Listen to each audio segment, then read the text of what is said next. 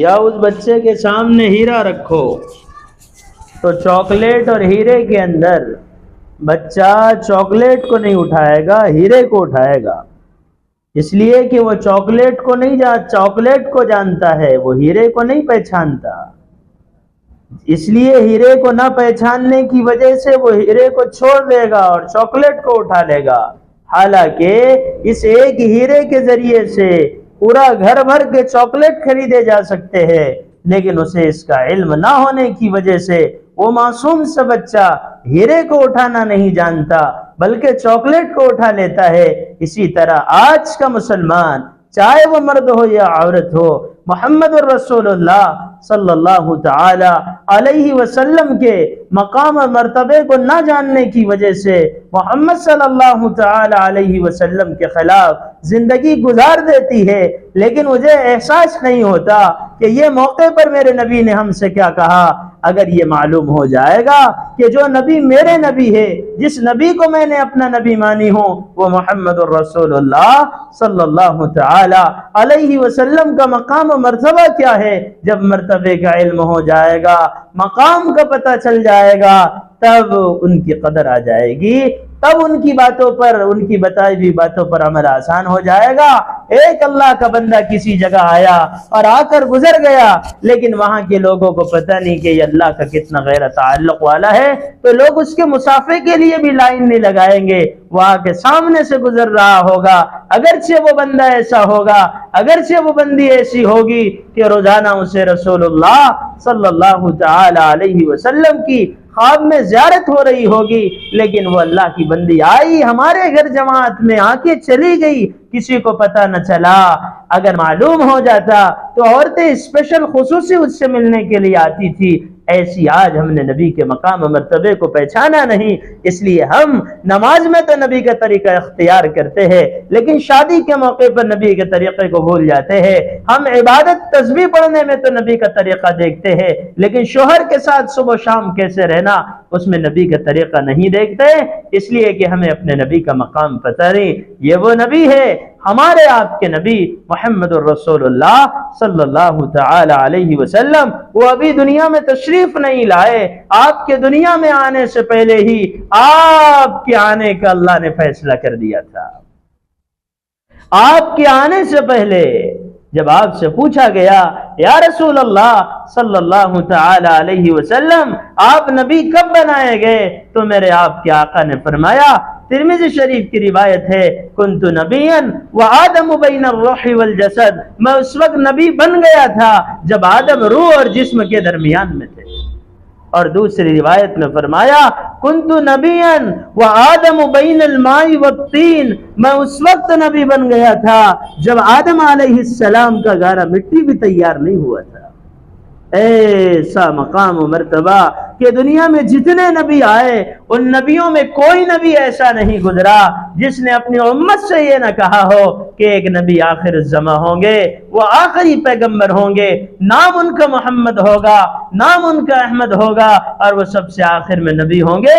اور مختلف کتابوں میں محمد الرسول اللہ صلی اللہ تعالی علیہ وسلم کی مختلف علامات موجود تھی۔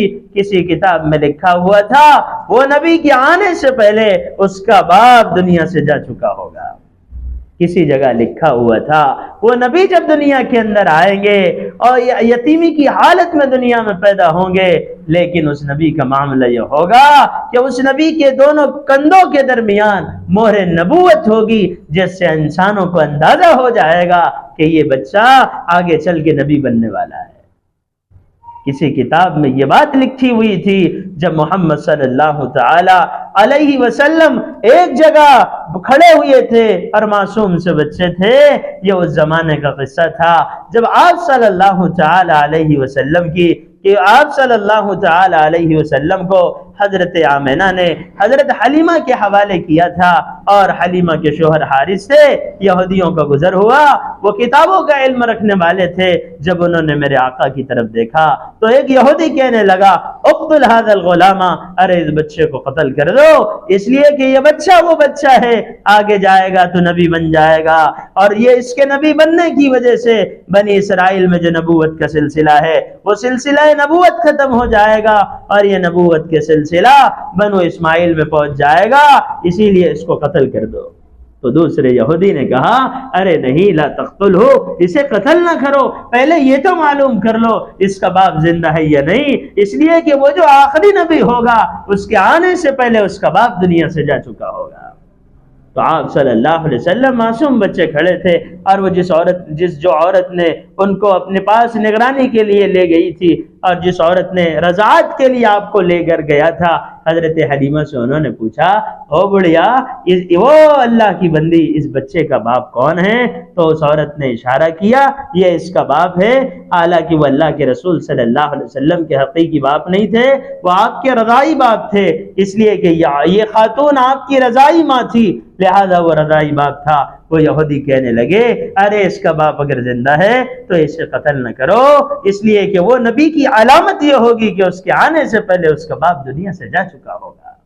ایسی علامات اور ایسے باتیں کتابوں میں مذکور تھی، وہ نبی جب دنیا میں آئے گا اور نبوت کا اعلان کر دے گا، وہ ہدیے کو قبول کرے گا، صدقے کو قبول نہیں کرے گا، وہ نبی کے انداز ایسا ہوگا کہ جس شہر میں وہ نبی پیدا ہوگا وہ شہر والے اس نبی کو مجبور کر دیں گے اس شہر سے نکلنے کے لیے، یہاں تک کہ وہ نبی اپنے شہر کو چھوڑ کے اپنے دوسرے علاقے کی طرف ہجرت کرے گا، اور وہ جس علاقے کی طرف ہجرت کرے گا وہ علاقہ ایسا ہوگا جہاں کھجوریں بہت زیادہ ہوگی۔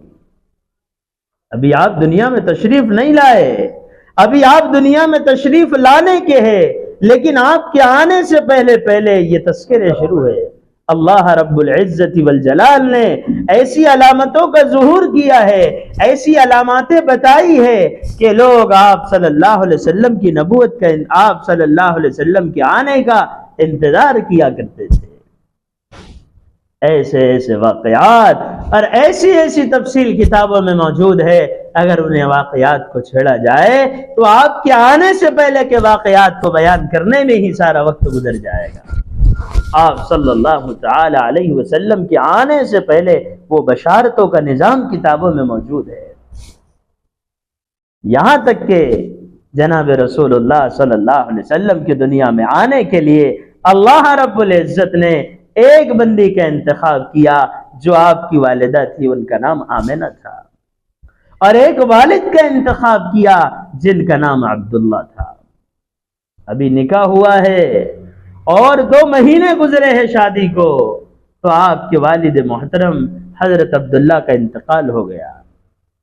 اب انتقال کی وجہ سے حضرت آمنہ پر ایک غم لاحق ہو گیا، حضرت آمنہ پر ایک پریشانی لاحق ہو گئی کہ شوہر کی جدائی کی، کہ شوہر ہی چلے گئے۔ ابھی نکاح کو ہوئے کتنے دن، 2 سال نہیں، صرف 2 مہینے۔ حضرت آمنہ کے بارے میں عورتوں میں چرچا چلنے لگا، عورتوں میں تذکرہ ہونے لگا کہ یہ سردار عبد المطلب کی جو بہو ہے آمنہ، یہ عدت کے زمانے میں ہے اور امید کی حالت میں ہے، لیکن ایسی حالت میں آمنہ خوشبوئیں استعمال کر رہی ہے، ایسی خوشبوؤں کو استعمال کرتی ہے کہ وہ خوشبو ہمیں مکے میں نظر نہیں آتی، ایسی زبردست خوشبو اس کے بطن سے آتی ہے۔ تو چند عورتوں نے مشورہ کیا کہ چلو سردار عبد المطلب سے ملاقات کرتے ہیں کہ تم اپنی بہو کو سمجھاؤ تو صحیح، عدت کے زمانے میں خوشبوئیں استعمال کر رہی ہے، اس زمانے کا بھی یہی معمول تھا، اور آج بھی اسلام کا یہ قانون ہے، یتربصن بانفسہن 4 اشہر و10، اگر کسی عورت کے شوہر کا انتقال ہو جائے گا تو عدت کے زمانے میں اس کو سوگ منانا ضروری ہوگا، 4 مہینے 10 دن تک وہ جو ہے خوشبو استعمال نہیں کر سکتی، بڑے چمکیلے اور بھڑکیلے کپڑے استعمال نہیں کر سکتی، گلے میں زیورات اور ہاتھوں میں کنگن استعمال نہیں کر سکتی، بلکہ سیدھے سادے لباس میں 4 مہینے 10 دن تک وہ اپنے گھر ہی میں رہے گی۔ یہ شوہر کی جدائیگی میں عدت کا زمانہ شریعت نے متعین کر دیا۔ یہ اسلام، یہ محمد صلی اللہ علیہ وسلم کی شریعت سے پہلے بھی لوگوں کے درمیان یہ بات رائج تھی، لہذا عورتوں میں چرچا ہونے لگا کہ سردار عبد المطلب کی بہو خوشبوئیں استعمال کر رہی ہے اور اس کے بدن سے عجیب طریقے کی خوشبو آتی ہے، چلو سردار عبد المطلب سے ملاقات کرتے ہیں۔ عورتوں کا ایک قافلہ، چند عورتوں کا ایک مجموعہ سردار عبد المطلب کی خدمت میں پہنچا تو سردار عبد المطلب نے ان سے کہا کیا بات ہے؟ کہا تم مکے کے سردار ہو اور تمہاری بہو آمنہ جس کو شوہر کے جدائیگی کا غم بھی نہیں اور ایسی حالت میں وہ خوشبوئیں استعمال کر رہی ہے، ابھی 2 مہینے اس کے شوہر کے 2 مہینے کے نکاح کو ہوئے ہے، شوہر کا بھی ابھی انتقال ہوا ہے اور بہت اچھی اچھی خوشبوئیں ہم اس کے بدن سے محسوس کرتے ہیں، تم اسے سمجھاؤ تو صحیح۔ حضرت آمنہ رضی اللہ تعالی عنہا کی جو ساس تھی، حضرت صلی اللہ تعالی علیہ وسلم کی جو دادی تھی جن کا نام بھی فاطمہ تھا، ان کو بلایا سردار عبد المطلب نے اور بلا کر کہا کہ تم اپنی بہو کو سمجھاتی نہیں، وہ ایسی حالت میں خوشبوئیں استعمال کر رہی ہے، تم سمجھاؤ اس کو۔ فاطمہ کہنے لگی حضرت صلی اللہ علیہ وسلم کی دادی کہ میں نے کئی مرتبہ سوچا کہ آمنہ کو سمجھاؤں، اس کے بدن سے عجیب خوشبو آتی ہے اور ایسی خوشبو جو مکے میں نظر بھی نہیں آتی، پتہ نہیں کون ہے جو اس کو اتنی مسحور کن خوشبو لا کر دیتا ہے، اتنی عمدہ خوشبو اس کے پاس بھیجتا ہے۔ کہا میں تو اس سے بات نہیں کر سکتی، آپ ہی بات کرو، میرے میں تو بات کرنے کی ہمت نہیں، ایسا جلال ہے اس کے چہرے پر۔ حضرت آمنہ کو بلایا گیا، کہا میری بیٹی یہ عورتیں کیا کہہ رہی ہے؟ یہ عورتیں کہہ رہی ہے کہ تم خوشبوئیں استعمال کرتی ہے اور کہ تمہیں اپنے شوہر کی جدائیگی کا غم نہیں۔ حضرت آمنہ نے یہ بات سنی تو آنکھوں میں آنسو بھر آئے اور حضرت آمنہ کہنے لگی ابا جان آپ کو تو یہ معلوم ہے میں گھر میں رہنے والی عورت ہوں، میں گھر سے باہر کہاں نکلتی ہوں، اور جس عورت کا بھلا 2 مہینے میں شوہر دنیا سے چلا گیا ہو وہ عورت کیسے سکھ کی نیند لے سکتی ہے اور کیسے اس کو چین آ سکتا ہے اور ایسی حالت میں وہ خوشبو کیسے استعمال کر سکتی ہے۔ کہا بیٹی یہ عورتوں کا یہ کہنا ہے اور ہم بھی تیرے بدن سے نکلنے والی خوشبو کو محسوس کر رہے ہیں۔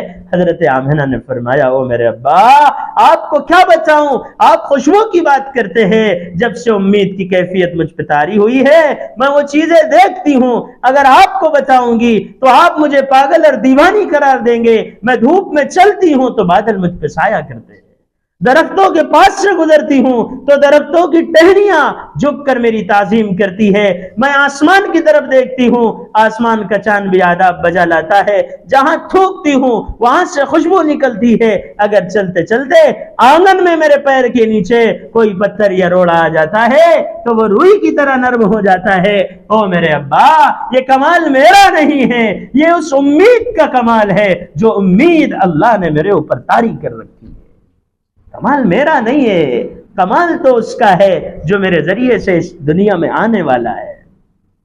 میں بتاؤں کیا، میں جب رات میں سوتی ہوں تو مجھے عجیب عجیب طرح کا نور نظر آتا ہے۔ یہ محمد الرسول اللہ صلی اللہ علیہ وسلم کے دنیا میں آنے سے پہلے کے برکات تھے۔ میں اپنے ڈول کو لے کر جاتی ہوں کنویں کے پاس، کنویں کا وہ پانی جو نیچے ہوتا ہے، جب میں اپنے ڈول کو کنویں کے قریب کرتی ہوں اور میرا ڈول کنویں کی مڈیر پر پڑتا ہے، کنویں کا وہ پانی جو نیچے ہوتا ہے وہ کنویں کی مڈیر تک آ جاتا ہے۔ یہ اس بچے کا کمال ہے، یہ کمال میرا نہیں ہے۔ یہ محمد الرسول اللہ صلی اللہ علیہ وسلم کا مقام و مرتبہ تھا کہ ابھی آپ دنیا میں تشریف نہیں لائے، عجیب طریقے کا خواب میں نور نظر آتا ہے۔ عورتوں نے حضرت آمنہ سے کہا او اللہ کی بندی ایسی حالت میں سائے کا اثر ہو جاتا ہے، کچھ اثرات ہو جاتے ہیں، ایسی حالت میں خوابوں سے بچنے کا طریقہ یہ ہوتا ہے کہ ایک لوہے کا کڑا بنایا جاتا ہے اور اس کڑے کو گلے میں ڈال دیا جاتا ہے. جب وہ کڑے کو گلے میں ڈالا جاتا ہے تو یہ خواب دکھنا بند ہو جاتے ہیں. چنانچہ آمنہ فرماتی ہے میں نے عورتوں کی بات کو سنا اور لوہے کا ایک کڑا تیار کیا اور تیار کر کے اس کو رات میں سوتے وقت میں نے اپنے گلے میں پہن لیا اور میں سو گئی. جب میں سوئی تو میں نے عجیب منظر دیکھا. ایک نورانی چہرہ، لمبی ان کی داڑھی، امامہ سر پہ بنا ہوا، بڑے نورانی اور خوبصورت شخص تھے. انہوں نے مجھ سے کہا او بیٹی میرا نام ابراہیم ہے اور میں آیا اس لیے ہوں کہ عورتوں نے تجھے رسم میں مبتلا کر دیا. کہ عورتوں کا یہ رسم و رواج ہے کہ وہ ایسی حالت میں اپنے گلے میں کڑا ڈال دیتی ہے اور تیرے ذریعے سے اللہ دنیا میں ایک نبی بھیجنے والا ہے. وہ دنیا کے رسم و رواج کو ختم کرے گا، وہ دنیا کی بدعات اور خرافات کو ختم کرے گا. میں تیرے خواب میں اس لیے آیا ہوں تاکہ تیرا یہ کڑا اتار دوں، تاکہ محمد صلی اللہ علیہ وسلم کی ماں رسم و رواج سے بچ جائے. خوابی کے اندر انہوں نے انگلی کا اشارہ کیا، بس انگلی کا اشارہ ہی کرنا تھا کہ وہ کڑا خوابی میں ٹوٹا. جب حضرت آمنہ کی آنکھ کھلی ہے تو حضرت آمنہ نے دیکھا کہ جو کڑا گلے میں ڈالا تھا وہ کڑا زمین پہ پڑا ہوا تھا. یہ محمد الرسول اللہ صلی اللہ تعالی علیہ وسلم کی رسم و رواج سے اللہ نے حفاظت کی ہے.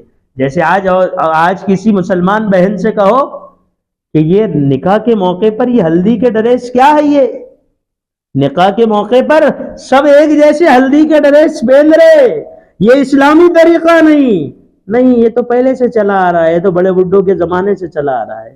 بڑے بڈھوں کے زمانے سے جو چیز چلے آتی ہے وہ اسلام نہیں ہوتی. مسلمان عورت ہر موقع پر یہ دیکھتی ہے کہ اسلامی طریقہ کیا ہے، اسلامی تہذیب اور اسلامی کلچر کیا ہے. لیکن آج کیا ہوتا ہے، ہماری وہ خواتین جو دیندار کہلائی جاتی ہے وہ خواتین بھی نکاح کے موقع پر منوے سے اپنے گھر والوں کو نہیں روکتی. وہ خواتین بھی نکاح کے موقع پر ایک رواج چلا آ رہا ہے کہ جب داماد آتا ہے اندر سلام کرنے کے لیے تو اس کو سالیاں وہ کھلاتی ہے، نہاری کھلاتی ہے. اچھے لوگ نہیں، ہمارے ارمان ہیں. ارمانوں کی جگہ پورا کرنے کی جگہ دنیا نہیں ہے، ارمانوں کے پورا کرنے کی جگہ جنت ہے. اللہ نے ہمارے ارمانوں کو پورا کرنے کے لیے ہمیں جنت کا ٹھکانہ دیا ہے. یہ کفار اور مشرکین کا ٹھکانہ ہے، وہ دنیا میں ارمانوں کو پورا کریں گے.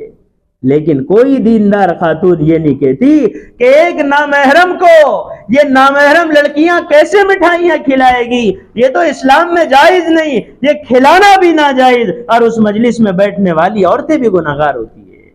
ایک نامحرم کے سامنے بیٹھ گئے، دلہا دلہن کو سلام کرنے کے لیے آئے تو کمرے میں تنہا دلہن ہو یا تو دولہے کی وہ عورتیں ہو رشتہ دار جو دولہے کی محارم ہے، انہی کے درمیان وہ سلام کرے. ساری عورتوں کو چیرتا ہوا سلام کرنے کے لیے آ رہا ہے اور اس کو عزت کے ساتھ بٹھایا جا رہا ہے اور اس کے منہ میں نوالے ڈالے جا رہے ہیں اور مٹھائیاں ڈالی جا رہی ہے اور سمجھا یہ جا رہا ہے کہ یہ تو ایک طریقہ، ایک تہذیب، ایک کلچر بن چکا ہے.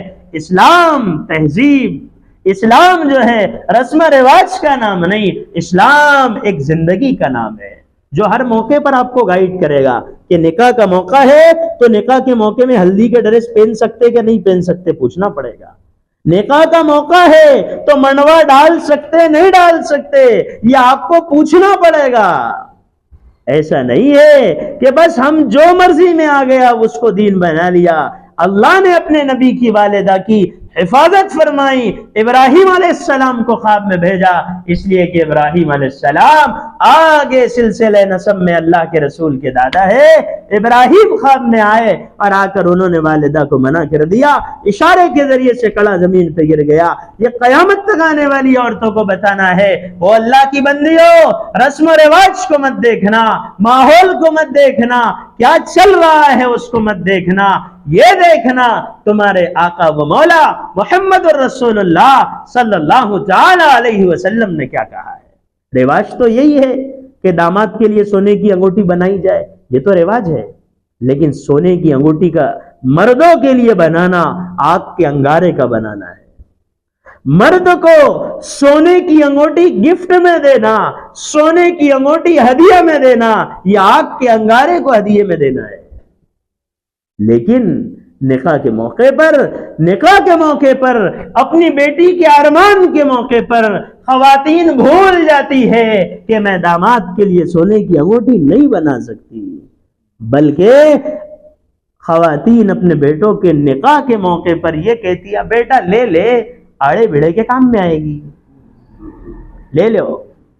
حالانکہ یہ موقع یہ بولنے کا تھا او دیکھنا ہمارے بیٹے کا نکاح رشتہ تمہارے گھر طے ہو گیا ہے، لیکن یاد رکھو ہم نے تعلیم میں سنا ہے، ہم نے تعلیم میں پڑھا ہے، ہمارے نبی سرکار دو عالم صلی اللہ تعالی علیہ وسلم نے سونے کی انگوٹھی کو آگ کا انگارہ بتایا ہے، اور جس صحابی نے سونے کی انگوٹھی پہنی تھی جنہیں معلوم نہ تھا، آپ نے ان سے آگ کا انگارہ کہہ کے اس انگوٹھی کو پھینکوایا ہے، اور جب وہ انگوٹھی انہوں نے پھینک دی اور اللہ کے رسول اس مجلس سے چلے گئے، کسی صحابی نے ان سے کہا خذ خاتمک وانتفع بہ، اپنی انگوٹھی کو اٹھا لو اور اس سے نفع اٹھاؤ، یا فروخت کر دینا یا بیچ دینا۔ نفع اٹھانے کے اندر یہ ساری باتیں ہیں، یا تو آپ کی بیوی استعمال کر سکتی ہے یا آپ اس کو بیچ کے اس کے پیسے استعمال کر سکتے ہیں، لیکن وہ صحابی کہنے لگے، مسلم شریف کی روایت میں ہے، میں اس انگوٹھی کو اٹھا نہیں سکتا اس لیے کہ میرے آقا نے اس کو آگ کا انگارہ کہہ دیا ہے۔ میں اگر اللہ کے رسول کی چاہنے والی ہوں تو میں اپنے بیٹوں کے نکاح کے موقع پر سونے کی انگوٹھی لے نہیں سکتی، 50 فون آئیں گے، انگلی کا ماپ بھیج دو، انگوٹھی بنانا ہے، پہننا مت، لے لو، جس کا پہننا حرام ہے اس کا لینا بھی صحیح نہیں ہے۔ کیوں؟ جب امت اس رسم و رواج میں پڑی رہے گی، یہ رسم و رواج پھیلتے چلے جائیں گے، یہ رواج ختم کب ہوگا؟ یہ تب ہوگا جب ایسی مائیں تیار ہو جائے گی جو ماں یہ کہے گی میں اپنے بیٹے کے نکاح کے موقع پر جہیز نہیں لوں گی، میں اپنے بیٹے کے نکاح کے موقع پر سونے کی انگوٹھی نہیں لوں گی۔ جو اللہ کے لیے 20,000 کو قربان کریں گے، اللہ 20 لاکھ کے دروازے ان کے لیے کھول دے گا۔ اللہ کی طاقت ہے، بڑی طاقت ہے، اللہ کی قدرت بڑی قدرت ہے، اس کے خزانے بڑے خزانے ہیں، لیکن آج مسلمان رسم و رواج میں الجھتا چلا گیا۔ نکاح کے رشتے کے موقع پر رسم کے بغیر تو بچی کا نکاح ہی نہیں ہوتا، بلکہ بعض لوگوں کے گھروں کے رسم ایسے ہونے لگے ہیں کہ غریبوں کی شادیاں پھیکی پڑ جاتی ہیں۔ میرے آقا صلی اللہ علیہ وسلم کی ماں کے اس واقعے کے ذریعے سے امت کی عورتوں کو یہ بتایا گیا ہے کہ رسم و رواج پر نہ چلنا، قرآن و سنت پہ تمہیں چلنا ہے۔ رواج تو یہی ہے کہ گھر کے باہر نکلو تو نقاب کے باہر بالوں کو ڈال کر نکلو، آج کل فیشن چل رہی ہے کہ گھر کے باہر نکلیں گے تو نقاب کے باہر بالوں کو ڈال کے نکلتے، حالانکہ ہدایہ میں لکھا ہے النازل من الراس، جو بال لٹکنے والے ہیں ان بالوں کو بھی پردہ ہے، ان بالوں کو بھی پردہ ہے۔ لیکن آج کل عورتیں، بہت ساری خواتین لڑکیاں باہر نکلے گی تو نقاب کے باہر بال رہیں گے، نقاب کے باہر بالوں کا ڈالنا شرعاً جائز نہیں، اس لیے کہ ان بالوں پر نامحرموں کی نظر پڑے گی، اور ہدایہ میں لکھا ہے کہ عورتوں کے بالوں کو بھی پردہ ہے، اس لیے عورتوں کا بالوں کا بیچنا حرام، عورتیں بالوں کو فروخت نہیں کر سکتی۔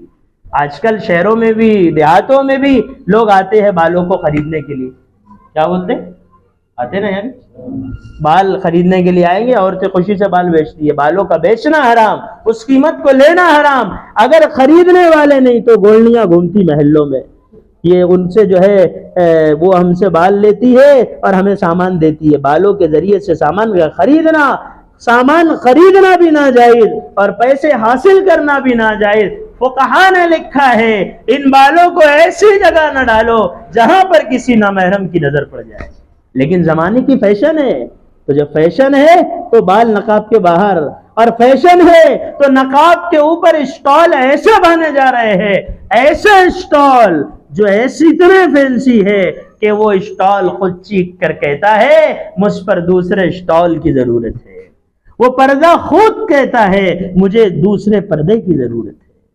اس لیے رسم و رواج کا نام اسلام نہیں، قرآن و سنت کا نام اسلام ہے، محمد الرسول اللہ اور صحابہ کی زندگی کا نام اسلام ہے۔ تو میرے آقا اس دنیا میں ابھی تشریف نہیں لائے، ابھی تو آپ امید کی حالت میں ہیں، تو نظام کائنات کیا چل رہا ہے؟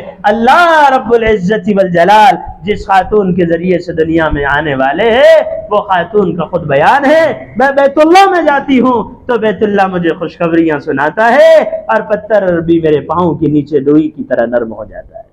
بہرحال وقت کم ہے، زیادہ تفصیل میں ہم کو جانا نہیں۔ وہ دن آ گیا جس دن اللہ نے اپنے نبی کو دنیا میں بھیجنے کا فیصلہ کیا ہے۔ آپ دنیا میں تشریف لائے، وہ ربیع الاول کا مہینہ تھا، پیر کا دن تھا، آپ کے دنیا میں آنے کا فیصلہ اللہ نے کر دیا۔ آج جب دنیا میں آئے ہیں، حضرت آمنہ فرماتی ہے میرے گھر کی حالت یہ تھی، میرے کمرے کی حالت یہ تھی کہ میرے گھر کے اندر اندھیرا تھا، چراغ جلانے کے لیے گھر میں تیل بھی نہیں، لیکن محمد الرسول اللہ صلی اللہ تعالی علیہ وسلم جب تشریف لائے اس دنیا میں تو میرے گھر میں نور ہی نور پھیل گیا، اور ایسا نور کہ میں نے مشرق اور مغرب کی طرف دیکھا تو وہ نور چاروں طرف پھیل رہا تھا، اور میرے گھر میں ایسا محسوس ہوا کہ ابر آ گیا ہے، بادل آ گیا ہے، اس میں سے آواز آنے لگی طوفوا بہ مشارق الارض ومغاربہا، اس بچے کو مشرق اور مغرب کا چکر لگاؤ، لیعرفوا باسمہ ونعتہ وصورتہ، تاکہ ساری دنیا جان لے کیا نام ہے، کیا صورت ہے، کیا شخصیت ہے۔ وآتوہ خلق آدم، اسے آدم علیہ السلام کے اخلاق دو، ومعرفت شیش علیہ السلام کی معرفت دو، وشجاعت نوح علیہ السلام کی شجاعت دو، وخلت ابراہیم علیہ السلام کی دوستی دو، واستسلم اسماعیل علیہ السلام کی قربانی دو، وفصاحت صالح علیہ السلام کی فصاحت دو، وحکمت لوط علیہ السلام کی حکمت دو، وبشرى یعقوب علیہ السلام کی بشارت دو، وقلب ایوب علیہ السلام کا دل دو، ولحن داؤد علیہ السلام کی شیریں زبان دو۔ کیسی داؤد علیہ السلام کی شیریں زبان تھی؟ ایسی زبان کہ جب آپ زبور پڑھتے تھے تو سارے سمندر کا بہتا پانی آپ کی آواز کی وجہ سے تھم جاتا تھا۔ اللہ نے وہ آواز دی تھی، یہ محمد الرسول اللہ کو آواز پہلے دن مل رہی ہے۔ وَلَحْنَ داؤد علیہ السلام کی شیریں زبان دو، وجمال یوسف علیہ السلام کی خوبصورتی دو۔ ایسی خوبصورتی تھی یوسف علیہ السلام کی کہ مصر کی عورتوں نے جب یوسف علیہ السلام کو دیکھا تھا تو ان کے ہاتھ میں کوئی پھل تھا اور ہاتھ میں چھری تھی، جب انہوں نے یوسف علیہ السلام کو ان کے سامنے سے گزرے تو جب وہ دیکھنے لگی تو ایسی دیکھنے میں مست ہو گئی کہ قرآن نے کہا انہوں نے اپنی انگلیوں کو کاٹ دیا، انگلیاں کٹ گئی۔ میری ماں حضرت عائشہ نے فرمایا مصر کی عورتوں نے یوسف علیہ السلام کو دیکھا تھا تو انگلیوں کو کاٹ دیا تھا، اگر وہ میرے آقا و مولا محمد رسول اللہ کو دیکھ لیتی تو سینے چیر کے رکھ دیتی۔ یہ اللہ نے آپ کو جمال دیا تھا، یہ اللہ نے آپ کو خوبصورتی دی تھی۔ وجمال یوسف وشدت موسیٰ علیہ السلام کی شدت دو، وجہاد یوشع علیہ السلام کا جہاد دو، وطاعت یونس علیہ السلام کی اطاعت دو، وعصمت یحییٰ علیہ السلام کی پاک دامنی دو، وزہد عیسیٰ علیہ السلام کا زہد دو، واغمسوہ فی اخلاق النبیین، اور اس بچے میں تمام نبیوں کے اخلاق ڈال دو۔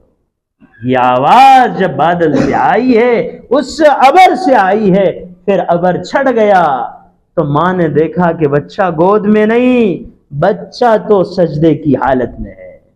یہ پہلے دن کا معصوم سا بچہ سجدہ کر رہا ہے، اور لمبا سجدہ۔ کیوں کیا سجدہ؟ امت کے مردوں کو، امت کی عورتوں کو یہ بتانا ہے اس کائنات کے اندر سب سے افضل عمل، سب سے اعلیٰ عمل، سب سے اچھا عمل، سب سے بہترین عمل، سب سے زیادہ اللہ کو خوش کرنے والا اور نہ کرنے پر اللہ سب سے زیادہ ناراض ہو جائے وہ نماز ہے، اسی لیے سر کو سجدے میں جھکا دیا۔ کہ کائنات کی امت کی مردوں کو، عورتوں کو یہ بتانا ہے اس کائنات میں اہم عمل نماز ہے، اس لیے نماز نہ چھوڑنا کسی حال میں۔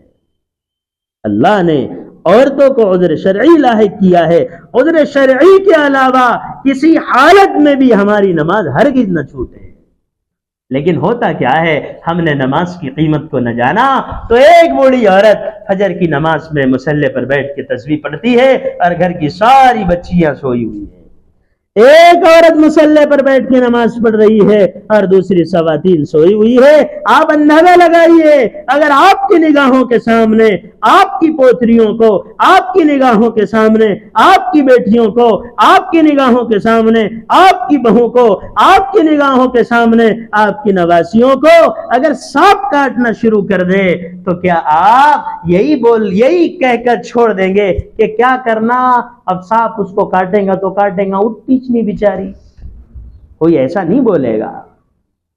کوئی خاتون یہ نہیں کہے گی کہ اب کیا کرتے، نہیں اٹھتا میرا بابا اور نہیں اٹھتی میری بئی تو اب میں کیا کروں، ایسا کوئی نہیں بولے گا۔ بلکہ گھر کی اندر آوازیں ایسی آنا شروع ہو جائے گی کہ آزو بازو محلے کے لوگ جمع ہو جائیں گے، ہو کیا گیا ہے، ارے گھر میں سانپ نکل گیا ہے، گھر میں بچے بچیاں سوئی ہوئی ہیں، اس کمرے میں سانپ گھس گیا ہے۔ وہ آواز ہوگی اور وہ درد ہوگا اور وہ انداز ہوگا، وہ تو اٹھ ہی جائیں گے، آزو بازو کے گھر والے بھی اٹھ جائیں گے۔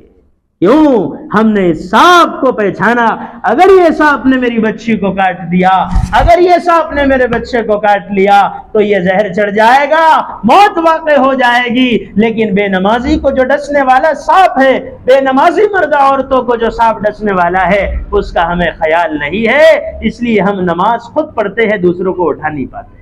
حالانکہ میرے آپ کے آقا نے فرمایا، شیخ الحدیث مولانا زکریا صاحب رحمت اللہ علیہ نے اپنی کتاب میں لکھا کہ اللہ کے باغی اور نافرمان پر قبر میں وہ سانپ مسلط کیا جائے گا اور وہ سانپ اس کو ڈسے گا، وہ مرد اور وہ عورت کو جو نمازیں چھوڑ کے سو رہی ہوگی، جو نمازیں فنکشنوں میں ضائع کر رہی ہوگی، ادھر مہمان سے ملنے چلے گئے تو عصر چلی گئی، اور ادھر ولیمے میں گئے تو ظہر چلی گئی، اور کل فنکشن میں جانا ہے، عصر کے بعد مہندی لگا دی ہاتھوں پر، عصر کے بعد جب لگائی مہندی تو مغرب اور عشاء چلی گئی۔ مہندی لگانے کا وقت عورتیں مہندی لگا سکتی ہے، شریعت میں عورتوں کے لیے مہندی لگانا پسندیدہ ہے، لیکن عشاء کی نماز کے بعد لگائی جائے اور فجر کے وقت میں دھو لی جائے، لیکن میری مہندی اچھی لگنی چاہیے۔ عصر میں مہندی لگا دی، نمازوں کو ضائع کر دیا، قبر میں وہ سانپ مسلط ہوگا۔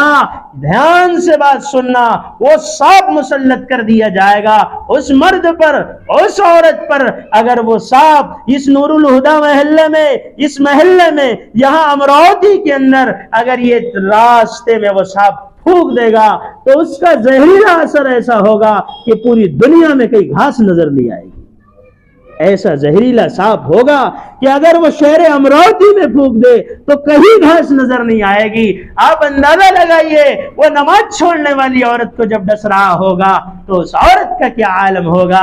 لیکن وہ زندگی لمحے دو لمحے کی نہیں ہوگی، ہفتے دو ہفتوں کی نہیں ہوگی، خالدین فیہا ابدا، ایک لمبا وقت ہوگا، ایک لمبی مدت تک اسے جہنم میں ٹھہرنا ہوگا۔ ولا يموت ولا يحيا، نہ موت آئے گی نہ زندگی ہوگی، پریشانی ہی کا عالم ہوگا۔ اس لیے میرے آقا نے دنیا میں آ کر سجدہ کیا، امت کی مرد و عورتوں کو یہ بتایا اس کائنات کیا ہے، ہمیں نماز پڑھنا ہے۔ اس لیے آپ کو بھی یہ طے کرنا ہوگا کہ ہم بھی نماز پڑھیں گے، لیکن ہمارے گھر میں جو سوئی ہوئی بچیاں ہیں انہیں پیار و محبت سے جگایا جائے گا اور انہیں بھی نماز کے لیے کھڑا کیا جائے گا۔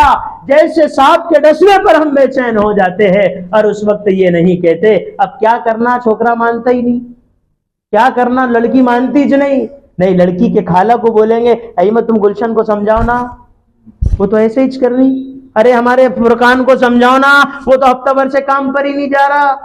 یہ تو کبھی ماموں کو کہا جائے گا، کبھی چاچا کو کہا جائے گا، کبھی مفتی صاحب کو کہا جائے گا، کبھی فلاں صاحب کو کہا جائے گا، کبھی ان سے تعویذ لیا جائے گا اور کبھی ان سے دھاگا لیا جائے گا، لیکن پورا گھر فجر میں سویا ہوا ہے، نہ کسی سے تعویذ، نہ کسی سے کچھ پوچھا، نہ کسی کو سمجھانے کا کہا۔ وجہ کیا ہے؟ ہم نے نماز کی عظمت اور اس کے مقام کو نہیں جانا۔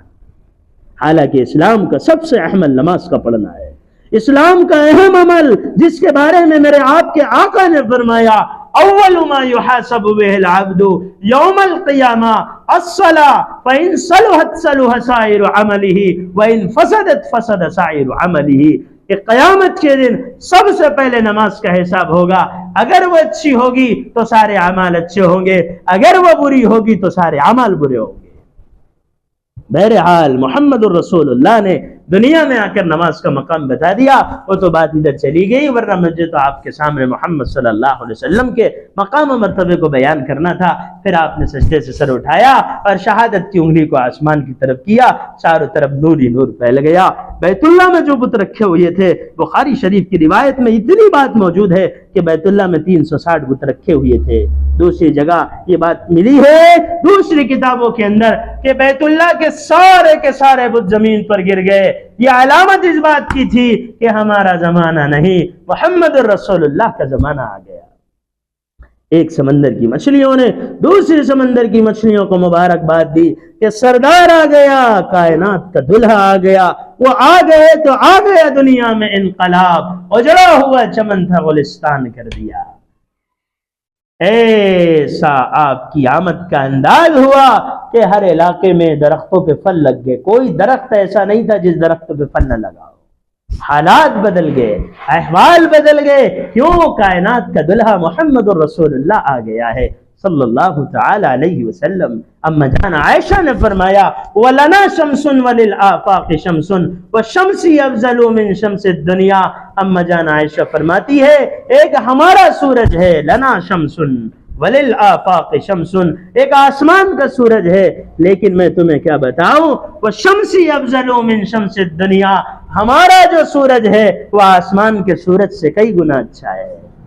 आपके चचा हजरत अब्बास ने फरमाया, मेरे भतीजे, मैंने तो बचपन में समझ लिया था तेरा मकाम और मर्तबा बहुत ऊंचा होगा, तू बहुत बुलंदी वाला बंदा होगा। कहा कैसे समझ गए थे? कहा तू मासूम सा बच्चा था, चार पाई पर लेटा हुआ था, कभी अपने पैर को दाईं तरफ हिलाता, कभी अपने हाथ को दाईं तरफ हिलाता, कभी बाईं तरफ, तेरे हाथ पैर हिल रहे थे दाईं तरफ बाईं तरफ। मैंने ऊपर देखा आसमान में 14वीं का चांद था, जब तू दाईं तरफ करता तो चांद दाईं तरफ होता, जब तू बाईं तरफ करता तो चांद बाईं तरफ होता।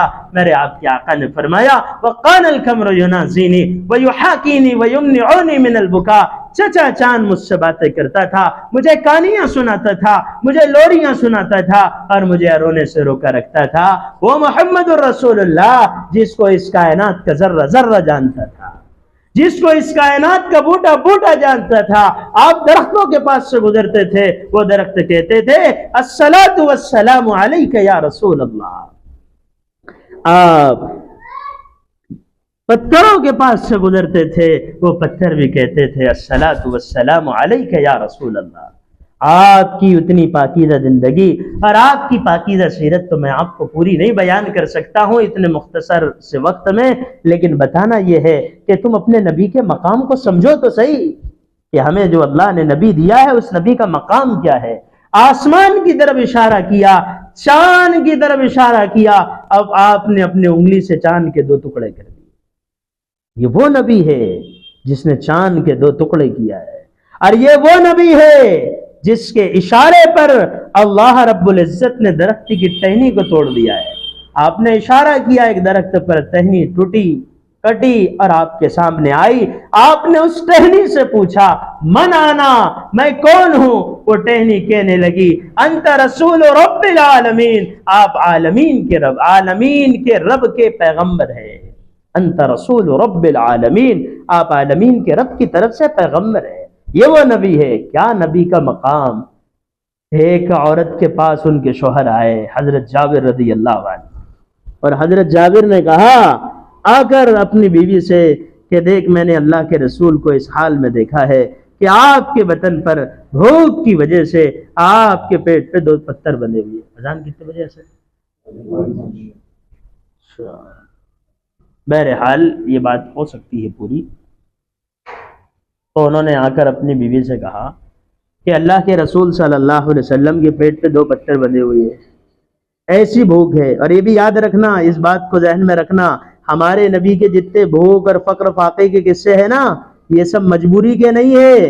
फक्र की 2 किस्में हैं, एक फक्र इख्तियारी होता है, एक फक्र इज़्तिरारी होता है। इज़्तिरारी किसको बोलते हैं? कि मजबूरी में गरीब है, मजबूरी में फकीर है, तो क्या करना। आप मजबूरी में गरीब नहीं थे, आपने अपने ऊपर फक्र को इख्तियार किया था, वरना आपके से बड़ा मालदार اس دنیا میں کوئی آ نہیں سکتا تھا. دنیا میں تمہیں کوئی انسان ایسا نہ ملے گا جس کے پاس سونے کا پہاڑ ہو اور وہ پہاڑ جہاں وہ چلے اس کے ٹکڑے اس کے ساتھ چلتے ہو. ترمذی کی روایت میں ہے, مشکات کی روایت میں ہے, میرے آپ کے آقا نے فرمایا عرض علی ربی, میرے اللہ نے مجھ پر یہ پیش کیا تھا لیجعل لی بطحاء مکہ ذهبا, کہ وہ میرے لیے مکے کے پہاڑ کو سونے کا پہاڑ بنا دے. فقلت لا یا ربی, میں نے کہا اے اللہ نہیں, اجوع یوما واشبع یوما, ایک دن کھاؤں گا تو تیرا شکر ادا کروں گا, ایک دن بھوکا رہوں گا تو صبر کروں گا. اے اللہ مجھے سونے کا پہاڑ نہیں چاہیے. کیوں؟ اگر نبی کے پاس سونے کے پہاڑ ہوتے تو امت کہتی نبی کے پاس تو سونے کے پہاڑ تھے, ہمارے پیچھے تو مسائل ہے, ہم کیسے نبی کی اتباع کریں. اس لیے اللہ نے اپنے نبی کو دکھوں میں گزارا ہے, صعوبتوں سے گزارا ہے, پریشانیوں سے گزارا ہے, اور آپ نے صعوبتوں کو اختیار کیا ہے تاکہ امت کے لیے نمونہ رہے. کوئی بھی دنیا میں آدمی ہو, ہر ایک کے لیے آپ کی زندگی میں نمونہ ہے. آپ نے فرمایا اگر تمہیں تمہارے غم پریشان کرے, میرے غم کو یاد کر لینا, تمہیں تمہارے غم ہلکے معلوم ہو جائیں گے. میرے آپ کے آقا نے وہ زندگی گزار کے بتائی ہے, لیکن کبھی کبھی اپنے مقام و مرتبے کو بتایا کہ میرے فقر و فاقے امت کی وجہ سے ہے, ورنہ اگر میں چاہوں تو کیا ہو سکتا ہے, یہ بھی ہو سکتا ہے کہ حضرت جابر نے دعوت دے, حضرت جابر نے بیوی سے کہا اللہ کے رسول بھوک کی حالت میں ہے, اپنے گھر میں ایک بکری کا بچہ ہے اور آٹا گھر کے اندر ہے, ایسا کرتے بکری کے بچے کو ذبح کر دیں گے اور آٹے سے روٹیاں پکا لیں گے اور حضرت کی دعوت کر لیں گے, حضرت کو بلا لیں گے. لیکن حضرت کا معمول تو یہ ہے کہ حضرت اکیلے آتے نہیں, حضرت کے ساتھ تو کوئی رہے گا, تو اس لیے حضرت سے کہہ دینا رجل او رجلان, ایک آدمی یا دو آدمی لاؤ. یہ بھی بخاری کی روایت ہے. دوسری جگہ بخاری شریف کی روایت میں ہے کہ نفر چند لوگوں کو لے کر آنا. دے دی حضرت جابر نے دعوت. حضرت جابر پہنچے گا, یا رسول اللہ آپ کی حالت کو دیکھ کر میں گھر گیا, یہ مشورہ ہوا آپ کو دعوت ہے اور آپ کے ساتھ چند لوگ لے کے آنا. آپ نے اعلان کر دیا پورے خندق والوں تم سب کو جابر کی دعوت ہے. 3000 کا مجمع ہے, 3000 لوگ, اور گھر میں کھانا تو بچ گیا 10 لوگوں کا. اب تو اگر مسجد میں 10 لوگوں کی جماعت رہی اور گھر والوں نے ایک سفیر تھا مسجد میں اس کو لا لیے, باجی نے پہلی 10 پلیٹیں بھیجے تھے, ایک پلیٹ مانگنے آ گئے, کیوں جی تم نے تو 10 ہی بولے تھے. یہاں 10 میں 11واں پچنا مشکل ہے, اور وہاں پر 10 لوگوں کا کھانا ہے, 8-10 لوگوں کا, جس میں 3000 کی دعوت ہے. آ کر بیگم سے کہا تو بیگم کی زندگی میں بھی دین تھا. اگر بیگم کو دین زندگی میں اگر بیگم کے رہے گا تو پھر انسان کے گھر کا ماحول بہت شانتی کا رہے گا. اگر گھر میں عورتوں کی زندگی میں دین ہوتا ہے تو گھر میں دین آتا ہے. عورتوں کی زندگی میں دین کا ہونا ضروری ہے. مرد کچھ بھی ہو, ان کا دین گھر کے باہر کا ہے, عورت کا دین گھر کے اندر کا ہوتا ہے. وہ عورت کہنے لگی تم نے ایسی دعوت کیسی دے دی؟ فرمایا دیکھ میں نے تو وہی کہا جو تو نے کہا, جیسی دعوت دینے کا بولی تھی ویسی دی, لیکن وہ اللہ کے رسول نے دعوت دے دی سب کو. تو عورت کہنے لگی پھر کیا ٹینشن کی بات ہے, حضرت نے دی ہے, حضرت دیکھیں گے. آقا نے جابر سے کہا دیکھ جابر, ہانڈی پکا, ہانڈی کے اوپر ہانڈی کو چولہے کے نیچے مت اتارنا, بلکہ اسی کے اوپر گوشت سالن پکنے دینا, اور روٹی ڈالنے کے لیے پڑوس کی عورت کو بھی بلا لینا. حضرت جابر سوچ رہے کہ ایک عورت تو ڈال دیں گی آٹے کی روٹی, پڑوس کی بلانے کی کیا ضرورت ہے, لیکن امت کو بتانا ہے کہ جس نبی کو تم نے اپنا نبی مانا ہے وہ نبی کا مقام و مرتبہ کیسا ہے. اب صحابہ کا کام تو ایسا تھا جو نبی نے بول دیے بس وہی کریں. اللہ کے رسول صلی اللہ علیہ وسلم آئے ہیں اور اللہ کے رسول نے اپنا لعاب یعنی تھوک کو اس سالن میں ڈالا. یہ بھی بخاری کی ایک روایت ہے. اس میں لعاب میں آپ نے ڈال دیا, اور پھر اس کپڑے پر جہاں روٹیوں پہ آٹے پہ کپڑا تھا آپ نے اس پر کچھ دم کیا تھا, اور اس کے بعد آپ اپنے ہاتھ سے نکال کے دیتے رہے. آپ صلی اللہ تعالی علیہ وسلم اپنے ہاتھ سے نکال کر دیتے رہے, یہاں تک کہ سارے کے سارے لوگوں نے کھانا کھا لیا. آتے تھے لوگ اور اٹھ کے جاتے تھے, دوسرے آتے اب پھر وہ جاتے, پھر تیسرے آتے, ایسا کرتے کرتے 3000 لوگوں نے کھانا کھایا ہے. لیکن اللہ کے رسول کے اس تھوک کی برکت سے کھانا پھر بھی بچا رہا, اور روٹیاں ڈال کر ان کو دی جا رہی تھی, تندور سے نکال کے دی جا رہی تھی, لیکن پھر بھی آٹا بچا رہا. یہ محمد رسول اللہ صلی اللہ علیہ وسلم کے تھوک کی برکت تھی. کہ سارے مدینے والوں نے کھانا کھا لیا ہے لیکن وہ سالن بھی بچا ہوا ہے، روٹی بھی بچی ہوئی ہے۔ یہاں تک کی بات تو بخاری شریف میں ہے، بعض اہل علم نے، جو بخاری میں نہیں دوسری جگہ ہے، آپ نے فرمایا بھائی گوشت کھانا، ہڈیوں کو مت چبانا۔ ان ہڈیوں کو ایک جگہ جمع کیا گیا، اللہ کے رسول صلی اللہ علیہ وسلم نے اس پر دم کیا اور ہڈیوں پر ہاتھ پھیرا تو بکری کا بچہ دوبارہ زندہ ہو گیا۔ آپ نے فرمایا جابر یہ لے تیرے بکری کا بچہ، اللہ نے ہمیں کھلایا ہے، اللہ نے ہمیں پلایا، لیکن ثواب تجھے ملے گا اس لیے کہ پہل تیری طرف سے ہوئی ہے۔ یہ محمد الرسول اللہ ہے جن کو ہم نے آپ اپنا نبی مانا ہے۔ ایسے بے شمار واقعات ہے، وقت کم ہے، اب ہمیں کیا کرنا ہے؟ ہمیں یہ کرنا ہے کہ ہمیں اپنے نبی کی زندگی کے مطابق زندگی گزارنا ہے، قرآن و سنت پہ عمل کرنا ہے، شریعت پہ عمل کرنا ہے اور نبی کی بتائی ہوئی تعلیمات پر عمل کرنا ہے۔ آج کی اس پاکیزہ مجلس میں یہ طے کرو کہ آج کی صبح سے لے کر موت کی شام تک میں جو کام کروں گی اس کام کے کرنے میں یہ دیکھوں گی اس میں نبی کا طریقہ کیا ہے۔ کوئی کام ایسا نہیں ہوگا چاہے وہ کوئی بھی کام ہو جب تک میں یہ نہ پوچھ لوں کہ میرے نبی کا طریقہ کیا ہے۔